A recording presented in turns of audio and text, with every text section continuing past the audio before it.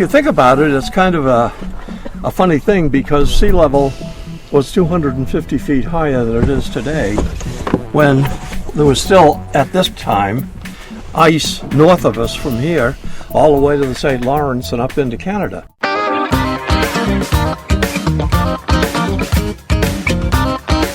This is Bob Duchesne's Wild Maine. We're time traveling today.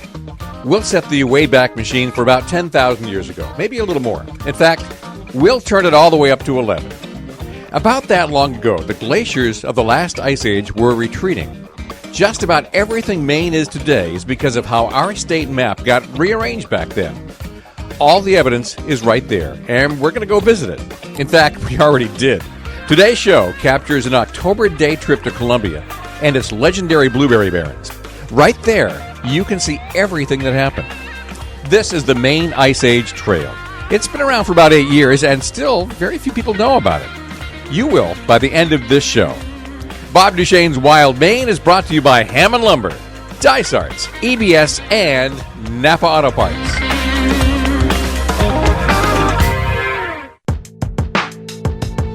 First, I'd like you to meet somebody. He is Professor Harold Borns. Everyone calls him Hal.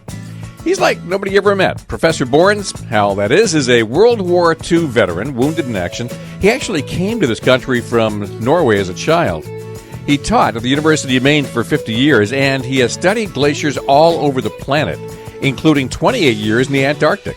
In fact, as a glacial geologist, Hal is so famous that there is a glacier named after him. He's the founder and first director of the Climate Change Institute at the university. He is now 84 years old. I just try to keep up with him. We begin in Cherryfield. We're meeting in a small parking lot opposite the Narragansett River. You can hear cars passing regularly. The Wyman processing plant is just up the road. Cherryfield Foods is just around the corner, which matters because we're going into their blueberry fields in a little bit. For most of it, we'll be on public rights of way. Hal Borns has expressed landowner permission for anything that isn't on public land. In order to understand why we're going back 11,000 years, let's go back about 60. Just as a background, I started, when I came to the university in 1955, I felt I had a responsibility. No one ever said that, but I felt I had a responsibility to do geology in support of the state, because it's a state university. So I've been doing this ever since. And luckily, I'm a glacial geologist, so the best part of it is that the last glacial geology done in the state of any consequence was in 1930. And it was done for the highway department. They were checking, doing wear tests on gravel for road use.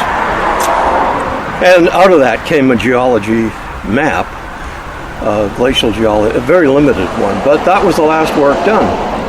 Well, in 1950, we developed a way of putting real ages on things. That was the radiocarbon dating method.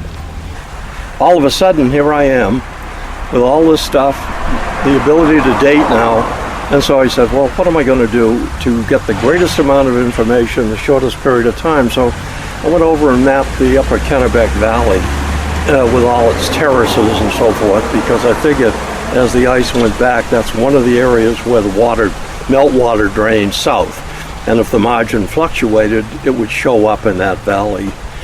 Well, anyways, long story, but that was the beginning of it, and I've been at it ever since, but also put in 25, 30 years in the Antarctic and ran the program for the United States for 3 years.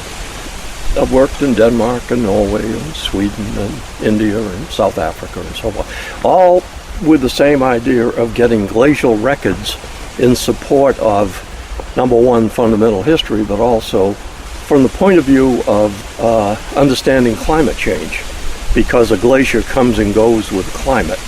And we put together a group of archaeologists, geologists, paleoecologists, one marine geologist, one glaciologist. A glaciologist studies modern ice. I'm a glacial geologist, and I study the consequences of ice.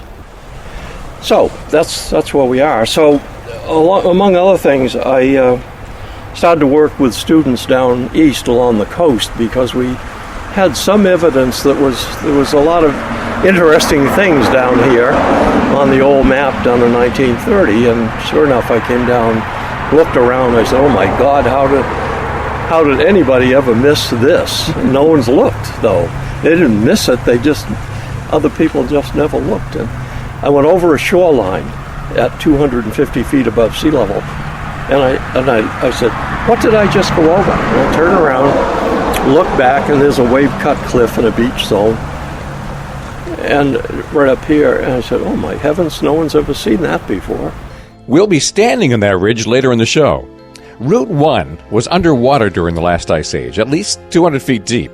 The ocean's edge was up on Ridge Road, on a line that follows over to Pea Ridge Road in Columbia Falls. So we're going to go from Cherryfield up here and up in this area, and then come across and come down through Addison, down this area, and then come back along this area in here back towards wherever you want to go.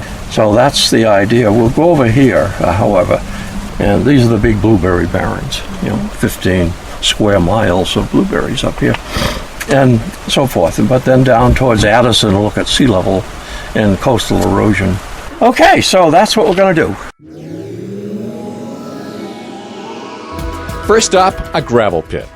And like most gravel pits you've been into, the bank has been excavated. This pit is part of a ridge, and because a hole has been carved out in it, we can actually see what's underground.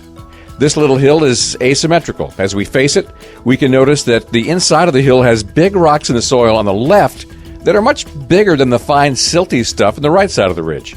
To you and me, this would just be a gravel pit, but to a geologist, well, it's an end moraine. It's not a very pretty gravel pit, but it's a good one. And this is another ridge. It's parallel to Ridge Road Ridge. It's here. It's inland a little bit, and the crest of it is that way, and over there you can see a cross section of it. It goes continue. They just took a big chunk out of the middle here. But there, what do you see? Boulders? Over here you don't see boulders. Right. There are a few, but not many. It's fine. And then over this side, it's all big boulders, all those things. Yeah. And that side is all fine-grained. This is an ice marginal feature, and this is the side where the ice was. And the boulders just fell off, basically. And the ice rode up on top of this thing. The boulders at the base of the ice fell out, and then the fine-grained material was washed out, because at the base of the glacier you always have water here. It's thicker, the ice is thicker there and thinner here, and so the water at the base moves towards the edge, and it flushes out the fine-grained stuff that goes over on that side. All right. Once you realize what an end moraine is, you realize that these little ridges are all over the coast of Maine. Since they're carrying rocks and soil and then dumping it where the glacier ends, the ridges are perpendicular to the direction the ice was flowing in. But some of these ridges are going in the same direction the glacier was going. You've just met something called an esker. We'll explain when we come back in a moment. Spoiler alert, you know some famous eskers. Bob Duchesne's Wild Maine is on the Maine Ice Age Trail, down east, with Professor Hal Bournes on Sports Radio 92.9 The Ticket.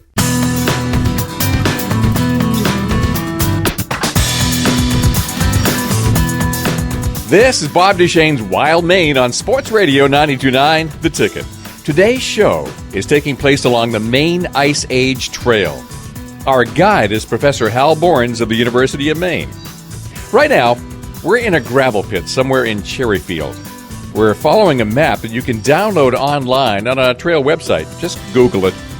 The University of Maine bookstore has the big glossy folding maps if you want to take the trouble, and I do suggest it. The map pinpoints a whole bunch of places down east where you can see exactly what the glaciers left behind. Deltas, moraines, eskers? And we have things called eskers, and eskers are gravel ridges, except they're sort of symmetrical.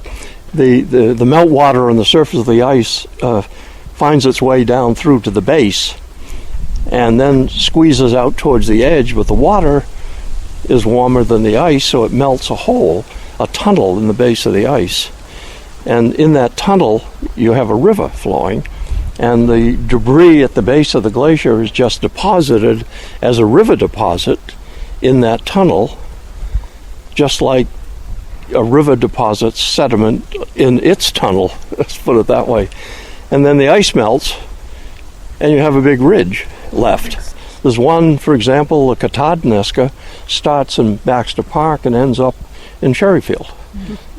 And it transported sediment all the way down to Cherryfield and dumped it out down here. We're about to come up onto that deposit after a while. But an esker, if the moraine is running northwest and southeast, and the eskers are running northwest and southeast, they're both ridges, the only way you can separate them out is to look at the insides. And the inside is and the esker is well sorted gravel. In other words, beds of pebbles, beds of sand, beds of this. Most of these rocks, the majority of them, have transported about 2 to 3 miles from the source. But occasionally you'll find some rocks here that have come down from an area north of the St. Lawrence River. And they're the real tough ones. They don't grind up very easily. They're red colored granites. This is a very characteristic granite. If you get out of your car at the Lucerne Inn, walk across the street, just past the Lucerne Inn as you come south, there's a big outcrop of granite. That's the stuff. Mm-hmm. But there's a lot of it. It spreads across the horizon to the north. So this came from that distance. Somewhere, everything goes this way. There's this granite up around Dedham, and then you come into the Ellsworth Formation, which is a mudstone, greenish colored. So this has come from up around the Lucerne Inn, somewhere up in that direction.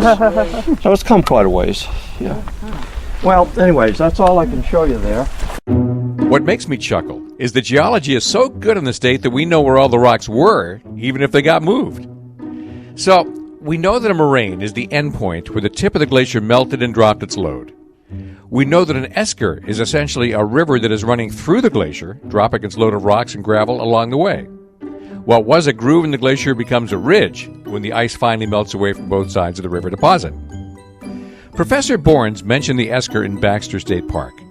Just after you pass through the southern entry gate, you'll notice that you're riding a ridge up to A-Ball Pond. It drops off steeply on both sides. That's the esker.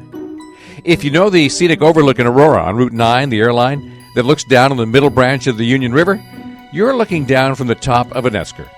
It's famously called the Whale's Back. There are others in the area. The Horseback is off the Stud Mill Road east of Milford. In fact, many of these are just bits and pieces of one long ridge stretching from Baxter to the sea. Okay, next questions. How far did the Ice Age get, and just how tall did the glaciers get? For that, we'll have to go back a few thousand years more. We've been talking about the period 10 to 11,000 years ago when the glaciers began receding. The glaciers started advancing about 25,000 years ago. In between those times, the ice sheet got long and tall. Long Island, New York, is the terminal position of the last glacier. And if you trace that eastward, you come to Martha's Vineyard and Nantucket. Then it goes out on George's Bank, right at the edge of the continental shelf. When the ice was there, and that's 300 miles east of where this coast is. Mm-hmm. And when that occurred, the ice thickness here was about 2 miles. And by the time you get to Katahdin, it was probably 2.5 miles thick. And when you get to Hudson Bay, it was 3 miles thick. It was quite a lot of ice. Yes, it is a lot of ice. I'll spare you the explanation of how they figured it out, but ice is more fluid than you would think. Sure, it's solid enough in ice fishing season to drive a truck on, but if you pile it 3 miles high, it starts to act like a fluid. Scientists even figured out that if you know how far from the edge of the ice sheet you are, you can know how thick it was where you're standing. It is 4.7 times the square root of the distance to the edge. This also explains why glaciers move and ice flows. To get the idea, just pour pancake batter into the middle of the table. And I think the easiest way to look at this is to take a picture of pancake batter and pour it in the middle of your table. And don't do this. It'll get up to a certain thickness, but it won't exceed that thickness because it flows out faster. So that's the way ice works. You can just get it so thick, and the maximum thickness is about 3 miles. And then it stabilizes. You can't make it get any thicker. You can add to it, but it flows out faster. So that's how it's done. Anyways, it's... oh, by the way, if you calculate that for Katahdin, the ice surface was about 2,000 feet over the top of Mount Katahdin. So Katahdin was completely under the ice. That was a big question for years. Was it or wasn't it? And no one knew. And they found boulders up to a certain level, but in the thick ice, the boulders are at the bottom. They're not up in the ice itself, unless you're in valleys and it falls off the top. But there's no way you can get boulders up high. So the lack of boulders high up in the ice, maybe 5,000 feet up, there aren't any boulders. So the boulders are at the low level of Mount Katahdin, but not the high level so much. So it was a sticky wicket until the Antarctic program solved the problem. One more thing, the Ice Age scraped Maine down pretty good. Some of Maine ended up quite far away. Long Island is a pile of debris from New England, and you could look at it as, it depends who's in the audience. You could say Long Island is the dump of New England.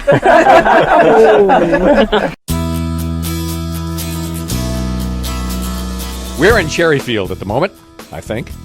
Somewhere ahead, we'll cross the line into Columbia as we head up onto the Blueberry Barrens and take a closer look at more glacial features here on the official Maine Ice Age Trail.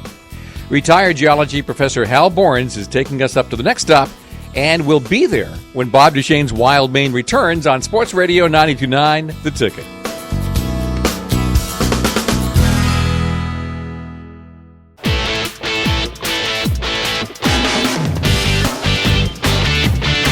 This is Bob Duchesne's Wild Maine on Sports Radio 92.9 The Ticket, which is now coming to you twice each weekend, Saturday morning at 9 and Sunday morning at 8.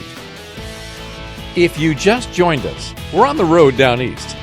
We are with geology professor Hal Borens on the Maine Ice Age Trail, and he's showing us why Maine looks the way it does after the last ice age. Everything melted about 10,000 years ago, leaving us with coastal ridges and wide deltas that are now covered in blueberries. During the break, we've driven another mile onto a side road, and as we get out of the van, there is an incredible view right in front of us. There is a ridge that is absolutely covered in boulders. It's a boulder field. A few hundred yards behind it, there's another one. And another one.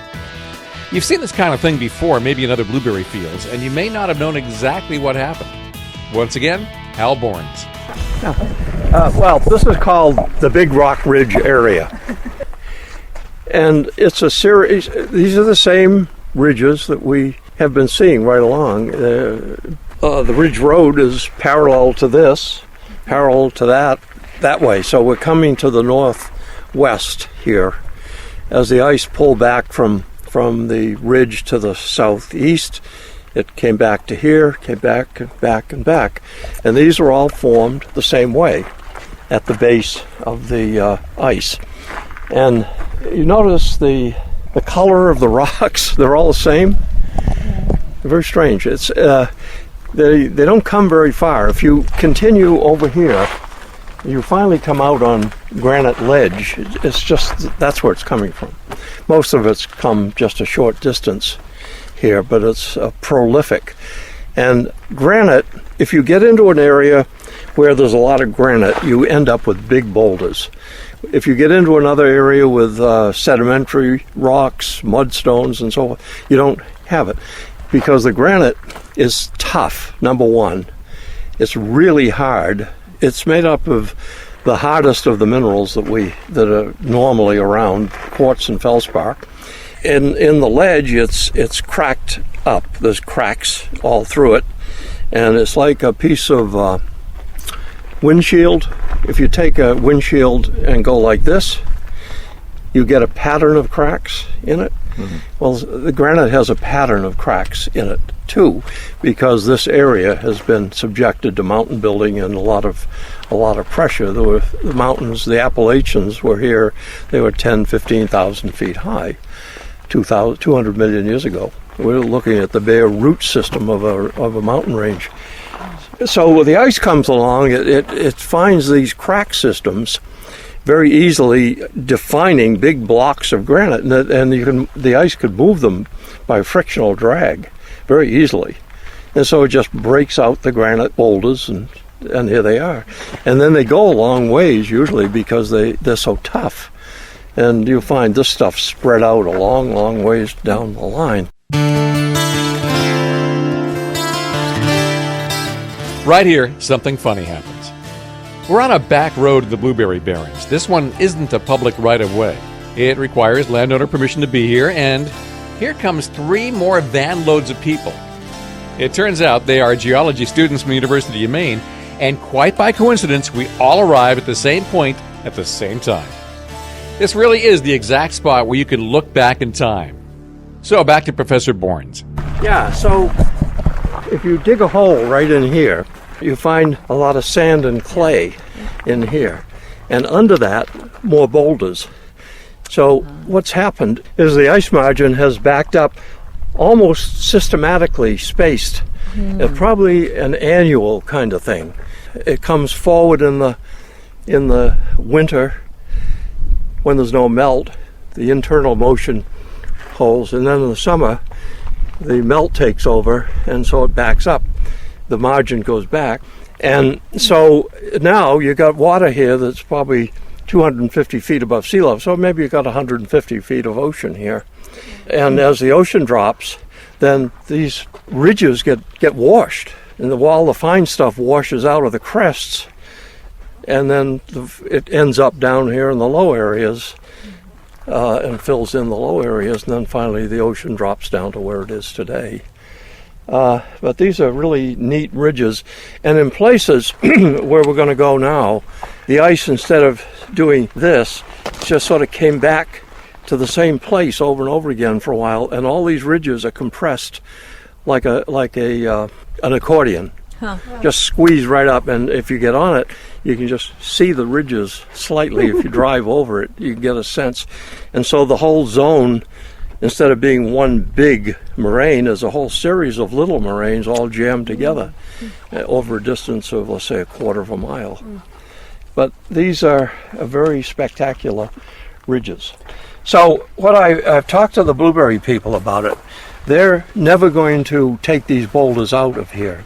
They're systematically taking the boulders out of the fields, filling in the holes, and then they can use automatic mechanical pickers and mechanical weed whacking systems. And they pile up the boulders over in the corner. So they're not going to do that here. There's too many of them. And if you notice, there's hay spread out, and they're going to burn them. And so I talked to Wyman about this, and I said, you've got this geologically historical place. It's a footprint of a climate change that's known across the northern hemisphere, and you're not going to change it. So how about setting it aside and making something out of it from your PR point of view? Mm-hmm. And in the meantime, would you be willing to foot the bill, and we'll put up a sign like they have down at the Scoodic Byway signs and Acadia? And they agreed. So we're in the process of getting one of these big signs. They're going to provide a big piece of granite, and we're going to put the sign on the granite right where we come out of the woods down there. And they're going to landscape a little section there that is not going to get run over by blueberry equipment. So we'll try to save it. A tip of the hat to Wyman Blueberries for helping to preserve one of the best examples of Ice Age history on the planet. Let's move on. We go another mile, and this time it's not ridges. It's a wide open flat area without a lot of rocks. It's a delta, a place where the outwash of the glacier flowed into the sea. Rivers have deltas, and you're familiar with the Mississippi Delta and the Nile River Delta. The sediment flows out and spreads out. Well, when this one happened, the ocean was 250 feet higher than it is today. We came up from Cherryfield. This is Ridge Road. We went off here in this area. And we got back in the car, and we're right there now, up on this pink stuff. And the pink stuff is a delta. And the ice edge is right on the back of it here. And the ice was to the north of us here. Up there, it's 15 square miles of flat. It's a big, big area. And when the ice was here, it discharged water, large volumes of it, into the ocean, and it built up. And so instead of building a little moraine here by itself, it just kept building it up, and it got to the water level, and the water coming off the ice then would run over that surface, which has still got a slope to the outer edge. Well, when it runs out, then it goes further, and there's the outer edge. It's just flowing out further and further and further into the ocean and builds up. So this is just about at sea level. The outer edge is at sea level. To get across the water, to get from the melting ice across the surface, has to make channels. So there are channelways all over the ice, all over the surface. We're in a very large channel, and that's the edge of the channel right there.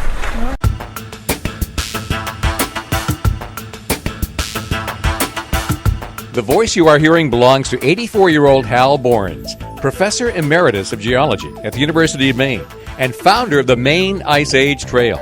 We're on that trail right now. And of all the stops we make over today's tour, the next two surprised me the most. This is Bob Duchesne's Wild Maine, and the radio station is Sports Radio 92.9 The Ticket.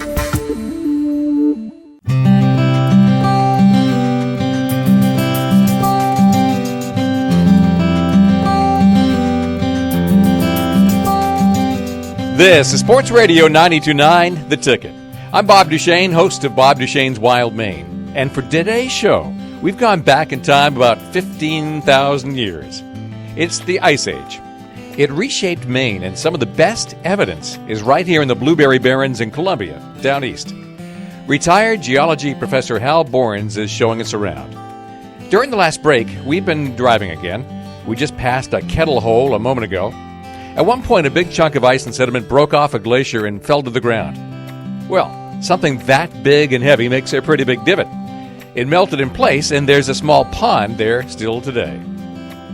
But the next stop is totally bizarre. I can't even imagine what it is. What I'm looking at is a deep gully between two steep mounds that runs through this little valley. What I'm about to learn is that where the gully is now is actually where the ridge of ice was then.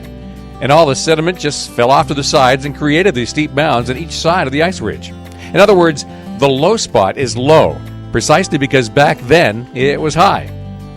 How do these geologists ever figure this stuff out? This is the back edge of it. All of this landscape is because the ice was a wedge and sediment was collecting on the top of the ice, and the ice melted away, and this just collapsed. Bang. Just like that. Probably at the last of it, if you have a mass of ice and it has a hole in it, a depression, the sediment in the ice just slides into the hole. So now it makes raw ice over here. This melts faster than the ice in the hole because it's covered with sediment. So now this goes down, and the sediment here just slides into that hole, and so it goes like this. So the last of it, this gully right here, was probably a ridge of ice. Most of this sediment comes from a big esker system that drained all the way from Mount Katahdin area down to the coast, carried sediment and discharged it all over this area. That's why we have. Some of this gravel is over 200 feet deep here. Then once this happened, this was the date of this is around 15,300 years ago. And then the ice melted abruptly, melted to the backwards, melted down. There are no more moraines north of us. It's just masses of disorganized gravel. And so if you walk off of this, and the ice must have stood here for quite a while to build this thing, and then all of a sudden, nothing. And what happened here is that there was a little re-advance here. The ice was going back. It re-advanced forward, stopped here, built this whole mass of stuff, and then the atmosphere came up to the temperatures of today's temperature, and everything behind us melted this way, bang. And that was the end of it, basically, except for blocks of ice in northern Maine that finally disappeared about 10,000 years ago. That was the end of glaciation in Maine. But this warm spell is known all over the world as the Bowling Warm Period. The last ice age, the ice got to the edge of the continental shelf, then it melted back, came forward, melted back 2 or 3 times. And the last one, it got as far back as the St. Lawrence Valley, and then re-advanced starting at 25,000 years ago down here.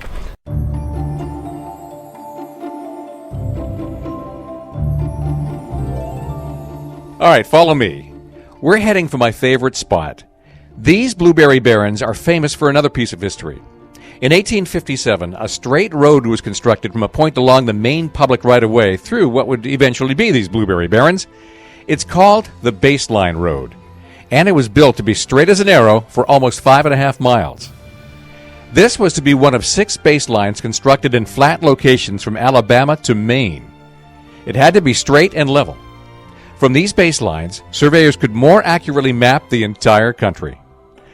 None of the other 5 still exist, obliterated by time and development, but Maine's is still here, where it's now part of an ATV trail.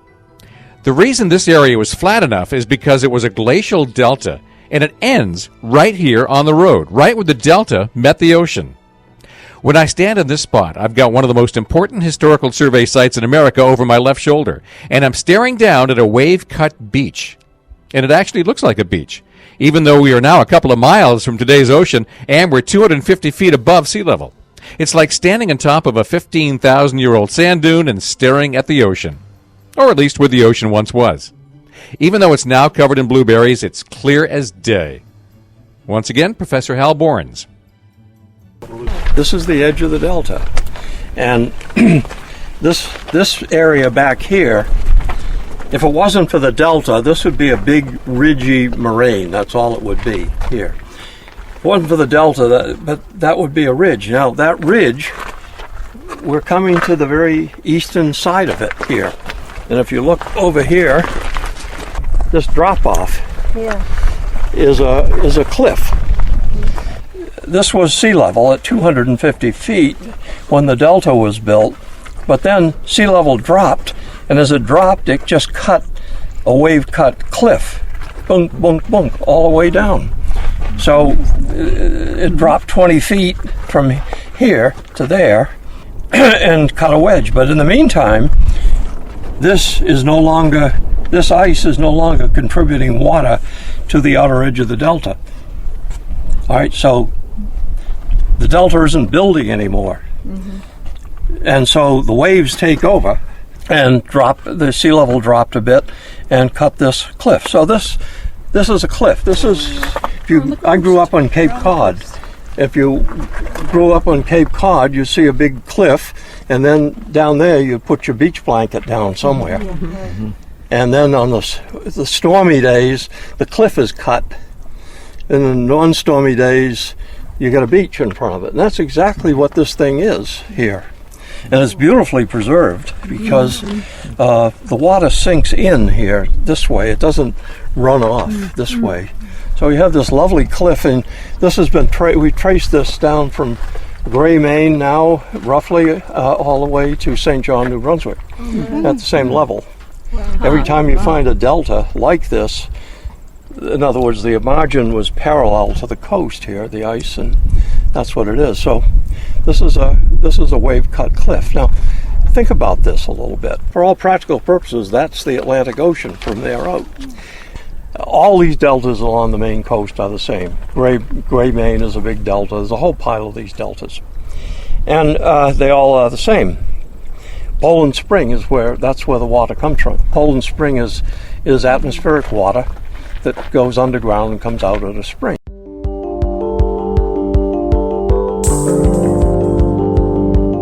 That's geology professor Hal Borens. And we're down east in the Maine Ice Age Trail. Hal Borens is one of the most famous glacial geologists in the world. But he's also famous for something else, something he'd rather not be famous for, something that involved the destruction of government property.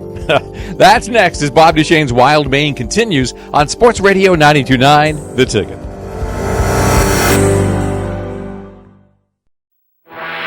You're listening to Sports Radio 92.9 The Ticket.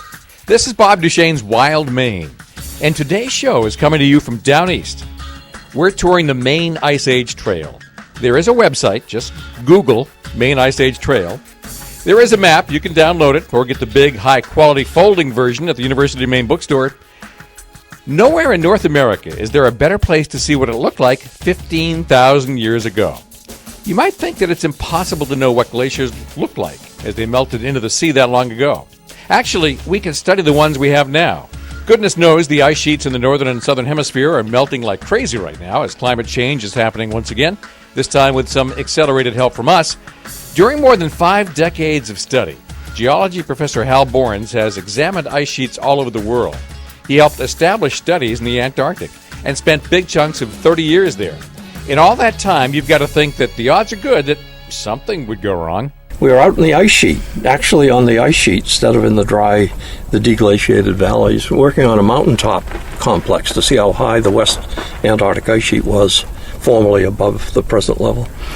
And we all were 6 of us, and we all had snowmobiles, big ones, not the kind you see around here, but platform. They have a platform, and they're very rough, tough. They're not fast, but they're tough, and they're used for hauling stuff. But the airplane that put us there, we were out about the distance between here and Chicago from the main base, and so the big aircraft C-130 with a back door that flops down put us out there, and they could only land ski equipped. They could only land on a snowy surface, and most of the surface was bare ice out there because of wind blowing off the snow.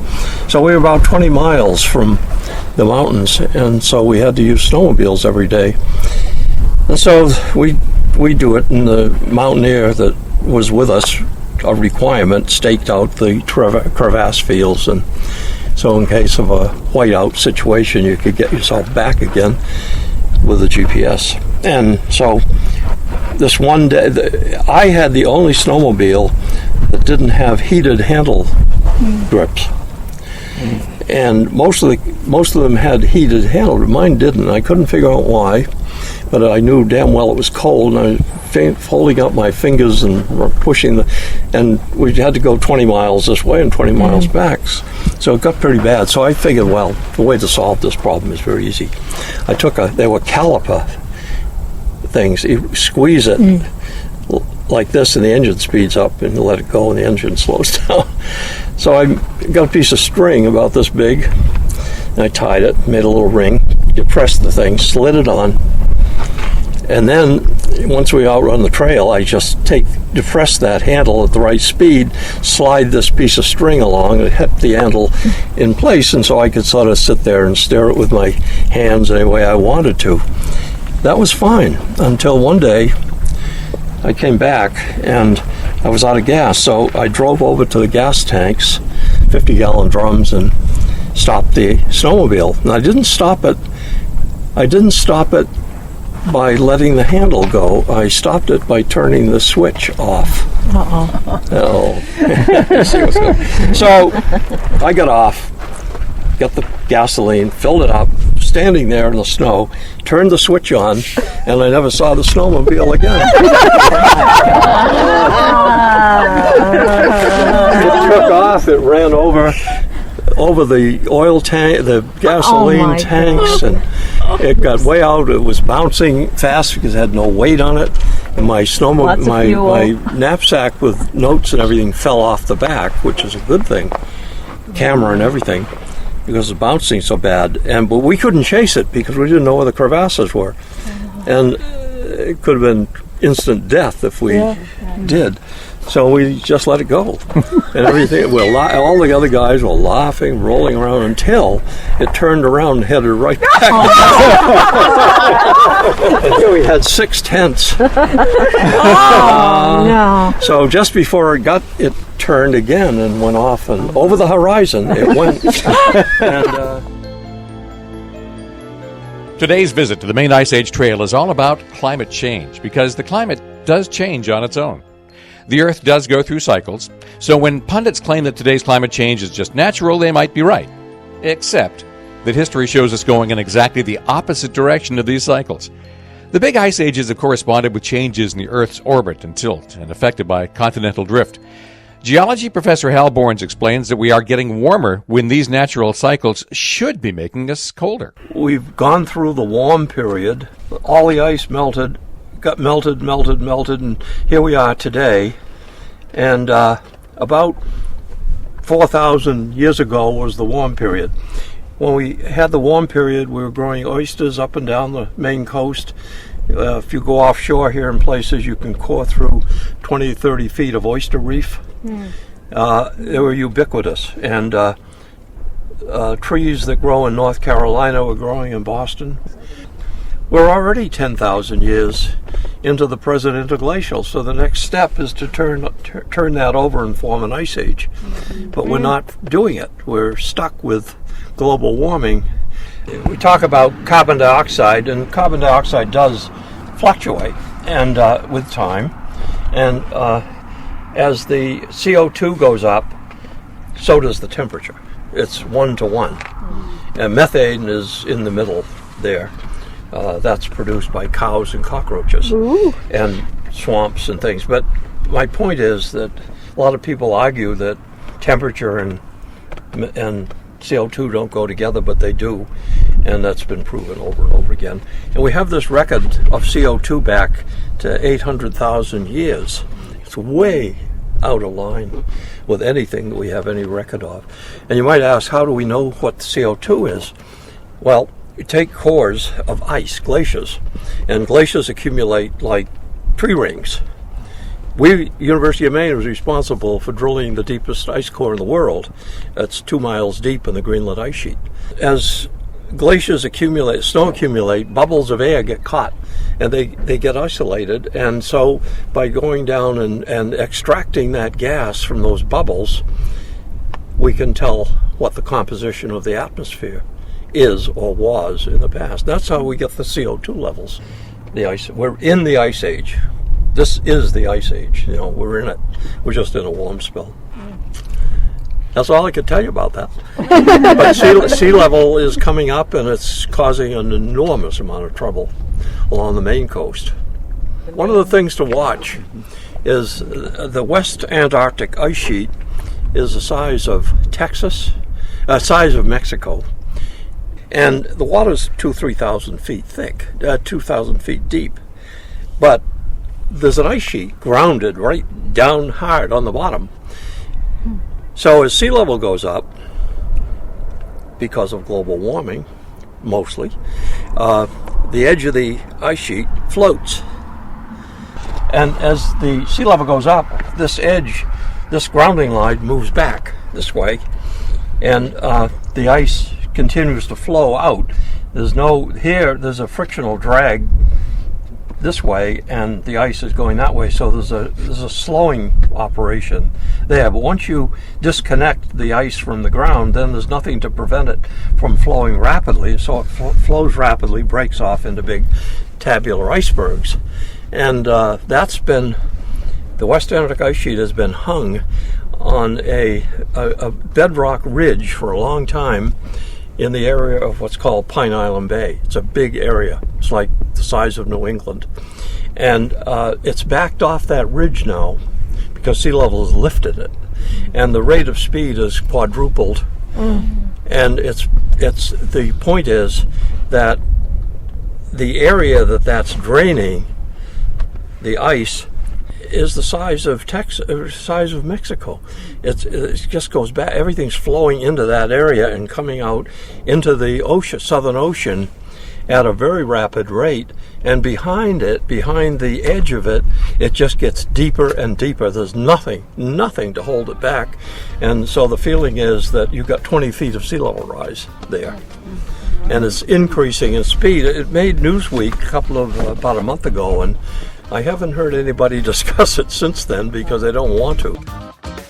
Well, this may not be Newsweek, but it is Bob Duchesne's Wild Maine.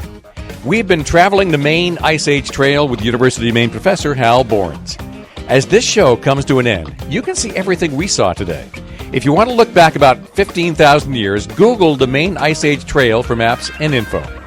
Bob Duchesne's Wild Maine now airs twice every weekend, Saturday morning at 9 a.m. and Sunday morning at 8 a.m. And it's archived with all the previous shows on the website at 929theticket.com. Bob Duchesne's Wild Maine is brought to you by Hammond Lumber, Dysarts, EBS, and Napa Auto Parts. This is Sports Radio 929 The Ticket.